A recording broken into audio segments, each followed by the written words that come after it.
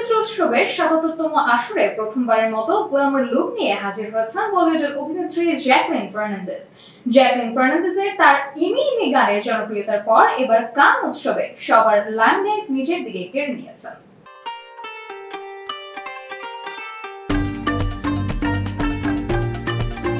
Jacqueline একটি BMW গাড়িকে promote করেছেন। এদিকে মিকেল ডি কোচারের ডিজাইনে ঝলমলে রোজ গোল্ড রঙের কাস্টম গাউনে যেন সহজেই স্পটলাইট কেড়ে নিয়েছেন জ্যাকুলিন।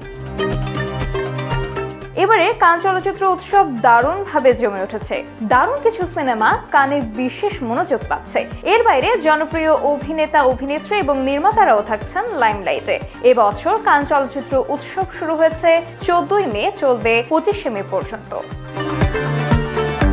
এই কয়দিনে কান তার রেড কার্পেটে পেয়েছে বিশ্বের বিভিন্ন দেশের সেলিব্রিটিদের। হলিউড অভিনেতা, অভিনেত্রীদের পাশাপাশি ছিলেন অন্যান্য দেশের তারকা, ছিলেন ফ্যাশন ব্র্যান্ডের মডেলরাও।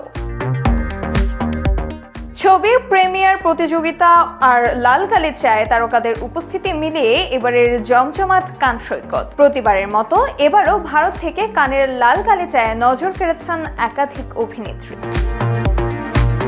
ঐশ্বরিয়া রায় বচ্চন ও উর্বশী রাউতলার পাশাপাশি এবার কানে দুটি ছড়িয়েছেন অভিনেত্রী কিয়ারা আদভানিও। এবার কানে নিজের উপস্থিতিতে নজর কাড়লেন বলিউড অভিনেত্রী এবং গ্লোবাল আইকন প্রিয়াঙ্কা চোপড়া এবং সাম্প্রতিক সময়ে বিতর্কে থাকা অভিনেত্রী জ্যাকলিন ফার্নান্দেজও।